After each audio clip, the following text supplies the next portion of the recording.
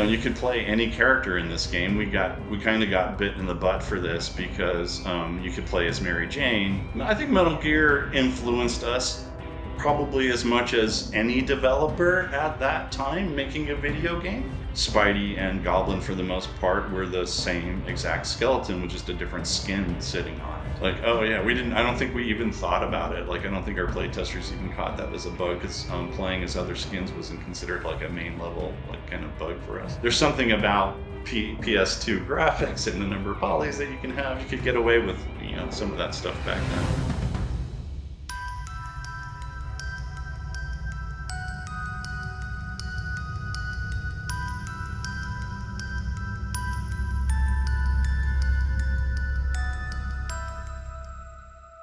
And then what was the reasoning behind having the Green Goblin as a playable character? Because it was completely badass, but I think it is objectively, like, it seemed like a decent bit of extra work to pile on. What was the reason behind making it playable? Because games don't do that. Yeah. It wasn't planned from the beginning. But what we did understand was to work with Neversoft's engine at that time. It had, I think, one male skeleton and maybe one female skeleton, but maybe it might have only just been one skeleton. That's how limited it was, and like the numbers of bones that particular skeletal rig, inside the character, was exactly one size. And that was just a limitation at the time for this, Tony Hawk game. It grew out of, like, all the skaters are roughly the same size. You don't have, like, Juggernaut or someone that's, like, huge, that you have to make with a crazy different skeleton, or Scorpion with a tail skeleton running off the back of it to animate the tail. And so you have one skeleton, and all of the characters are going to be, posed on this one character. So any animation works on any character. Any character can be any character.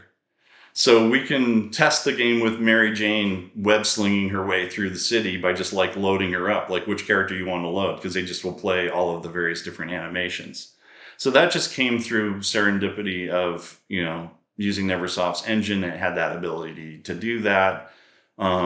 Spidey and Goblin, for the most part, were the same exact skeleton with just a different skin sitting on it. And so that's what made it really easy in that sense. I mean, you still have to do game design things, and if you want to do a whole playthrough as Goblin, now you're signing yourself up as game designers to, you've been given a free Goblin to use with all free animations, awesome, but you don't really have this whole other side of a game that you could do with it unless you spend some time and put some energy into that. And so, yeah, that got, you could play any character in this game. We kind of got bit in the butt for this because you could play as Mary Jane.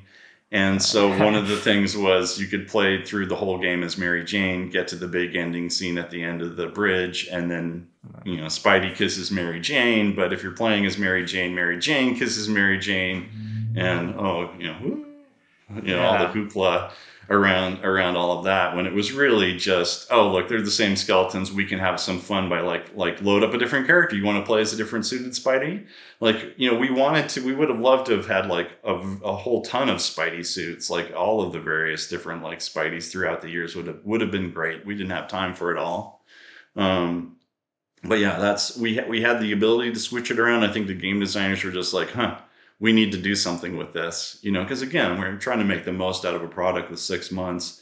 You can't you're not going to reinvent their game engine underneath so much. You just want to you're just trying to make sure you can take advantage of everything that's there and use it to the best of your abilities. And so we had the ability to load up different characters. We thought it was fun. If it's fun, do it. Like, we just, yeah, I don't know. It just, we could, and so we did. Yeah. And like you said, like, more games should do that or have that ability. It would be really fun. I mean, as games evolved and character skeletons and characters got way more, elaborate and specific. It doesn't allow for that kind of cookie cutter, hot swappable kind of, there's something about PS2 graphics and the number of polys that you can have, you could get away with, some of that stuff back then. I don't think you really could today. I mean, certainly there's like switching of skins and that kind of stuff, but things are so, much higher polygon counts. The whole textures and materials is a whole, thing. It's not. It was just an offshoot of the time and like what engines could kind of do. Sort of like limitations, but then kind of playing with those limitations. So yeah, it came from that. The team didn't set out with any kind of agenda to have Mary Jane kiss Mary Jane at the end. It was just like, oh yeah, we didn't. I don't think we even thought about it. Like, I don't think our playtesters even caught that as a bug, because playing as other skins wasn't considered like a main level like kind of bug for us in that game.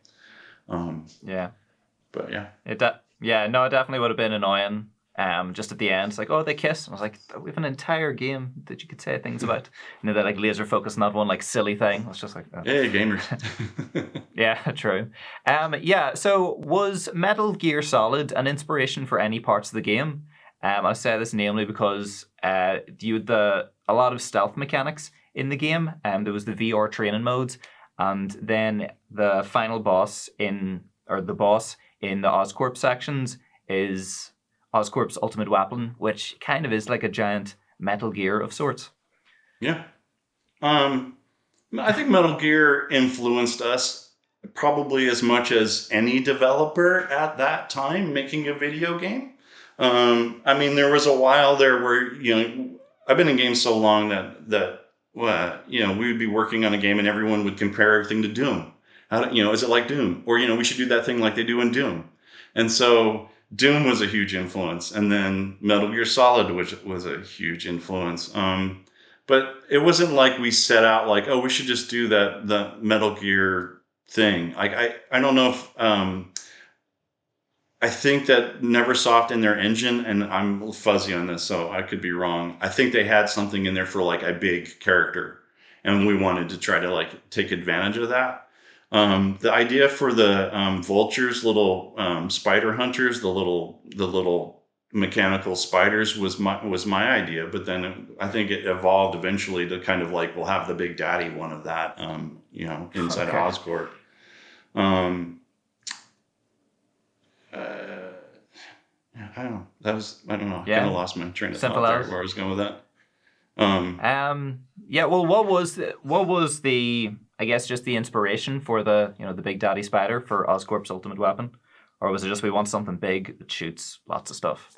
Yeah, I mean, I think it was like trying to make it feel like a big boss, and how can we I think they had that working from Inter Electro. I'm trying to remember. I don't exactly remember the why we had the big boss, but I think it had something to do with that, and then having Oscorp, we could kind of play with what we thought Oscorp would be, because they only showed a very limited amount in the movie, and we wanted to kind of make it more like for gameplay reasons. And fighting a big boss at the end would just be something kind of unique and would keep it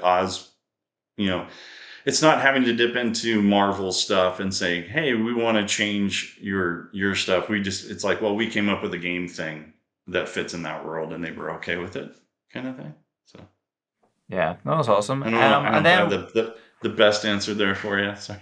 Yeah. Sorry. No, it's fine. Like even if you say even if it's as simple as it was a while ago, don't remember. Like that's cool. Yeah. But it is what it is. It's exploring the time capsule of stuff. Sure. But what was the reasoning behind Scorpion's suit? So obviously in like the comics, he was pure green. And in the game, similar to the PS1 ones, he was the green and purple suit. What was the reason behind that? And was it, I think the reason for the PS1 was the low polys and the green just looked like a blob. Or was it already just in the engine? Yeah. I think they were trying to make him cooler, honestly. I love the old original comics and the original Scorpion in the green, all green suit, but it's a little cheesy compared to like what you're trying to do with this badass Green Goblin throwing these goblin grenades that are look very high tech, right? And so if this is the world that you're creating, you kind of want the other bad guys to be of the same ilk without like fully going on into like an ultimate sort of redesign of the world.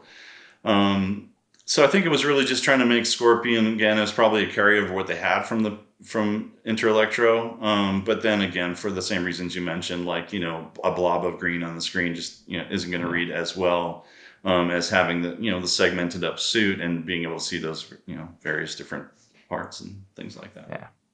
If you enjoyed the video, like, comment, subscribe, support the channel on Ko-fi and Patreon. And if you didn't enjoy the video, like, comment, subscribe, support the channel on Ko-fi and Patreon. Right, good luck.